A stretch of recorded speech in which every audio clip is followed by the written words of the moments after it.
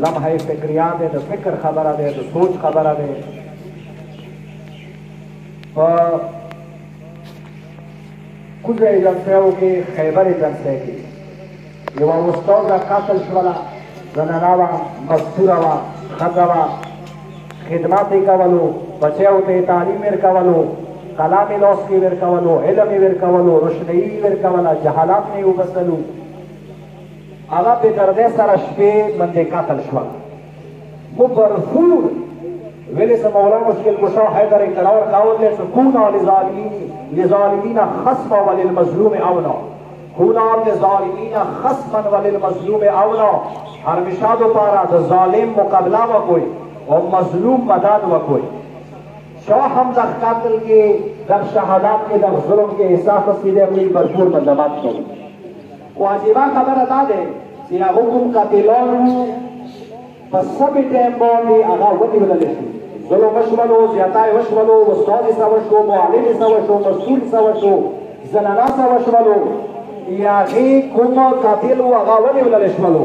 خو افسوس دا دی، افسوس دا دی چې مو هغه شپږ اوه اساتذه، هغه معلمین، هغه د علم رزق ورکولې وله، هغه د اخلاقو رزق ورکولې وله، هغه بچي چې هغوی بچي علم نه مزین کولو، هغه د علم شهدا، هغه د کتاب و د قلم شهدا اوسه پورې اخلال معلوم دی.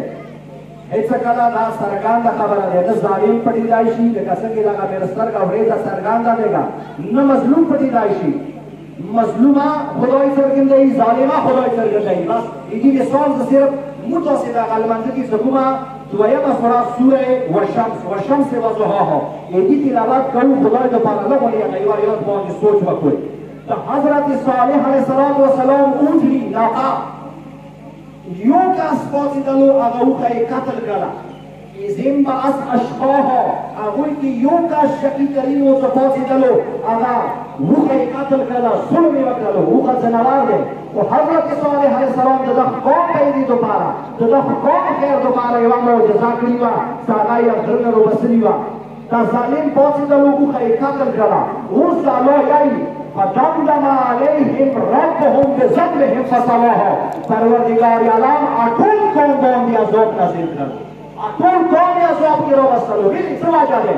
وجه دا وه راضي که شریک دا څرګنده خبره دی، دا د قرآن فرموله دی، دا د اهل بیتو تعلیمات دي، دا د محمد و آل محمد تعلیمات دي. چې کله چې ته ظلم کېږي، زیاتی کېږي، نفاق کېږي، هغه باندې ته خاموش کېناستلې، د ظالم مقابله دې ونه کړله، د مظلوم ملګرتیا دې ونه کړله، مظلوم حامي جوړ نه شولې، مظلوم اواز کې د اواز میلاو نه کړلو، د ظالم سره شریک یو کس وو. دا ټول قوم سره یوه روښه به تاسې نه جار شوه. تاسې سوره شمس کې وایو فدمدم علیهم ربهم بذنبهم فسواها ولا یخافوا عقباها.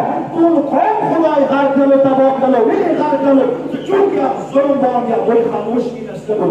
نو څرګنده خبره دی موږ پر زور عبیل کوو، موږ نن احتجاج کوو.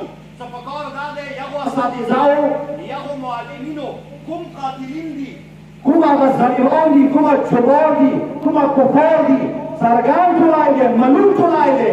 حکومت هم معلوم دی چې کله یوه بچي ته معلوم دی، د حکومت ته څنګه دی، هغه بیټکاو ته معلوم دی چې کومه ځای کې جرګه شوي دی، هغه ځایاو ته معلوم دی چې چا سلا کړي دی، کسان هم معلوم دي چې کله کسان معلوم دي، ظالم معلوم دی، ظلم کولو والا معلوم دی.